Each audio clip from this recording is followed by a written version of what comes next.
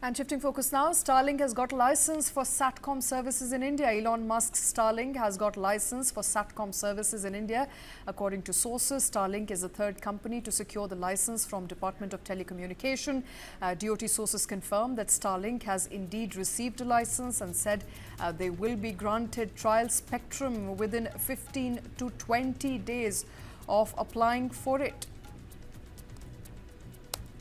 All right, breaking news coming in there. As far as satellite communication services from Starlink is concerned, we are given to understand Starlink has got a license in India. Elon Musk's Starlink has got a license from the Department of Telecommunications. The DOT sources have confirmed that Starlink has indeed received a license and said that they will be granted a trial spectrum within 15 to 20 days. All right, my colleague Karthik Malhotra joining us with more details. Karthik, Starlink's entry is now imminent.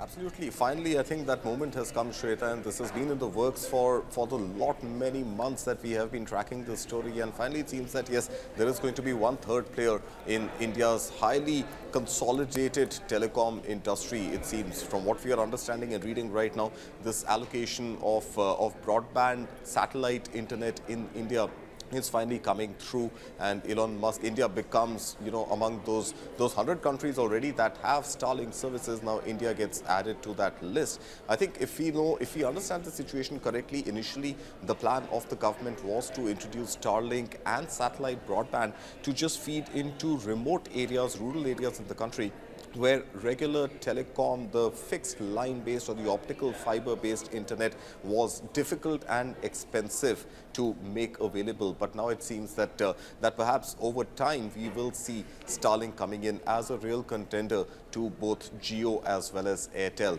Remember, for as long as maybe the last 4 or 5 years, ever since Vodafone merged with Vodafone Idea and overall its debt converted into equity for the government, it hasn't really been able to keep pace with the rapid evolution of 5G, which is the mainstay of the telecom sector right now. It hasn't also been able to diversify beyond cellular communication into fixed line broadband services.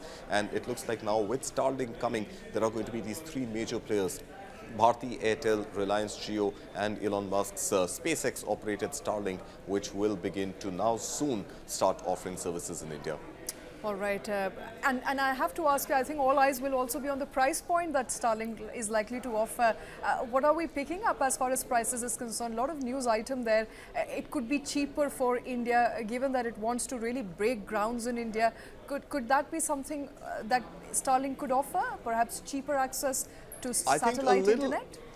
You're right. I mean, there have been reports, Shweta, and we have read and heard about these reports that that perhaps a $10 plan, a $10 a month plan for broadband satellite-based internet to be available. Now convert that with today's rate of about, let's say, 85 rupees to $1. You're talking about satellite-based broadband internet connectivity at 850 rupees a month.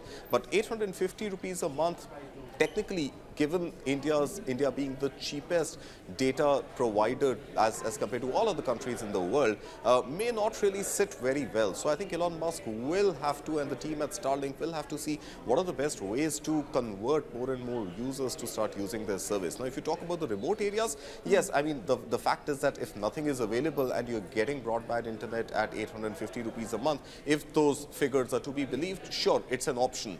But to penetrate into the rural and the urban markets where you already have deep penetration of Reliance Jio and Bharti Airtel, I think 850 rupees is still comparatively a little steep, because you get a regular broadband connection with a router with a one-time installation fee for almost the same amount. But what telcos are doing already in India is that they are bundling a lot of other subscriptions, OTT subscriptions, landlines, what have you, into that plan. But pure play, just broadband at 850 rupees, if it gets introduced at that rate, is still going to be a little more expensive.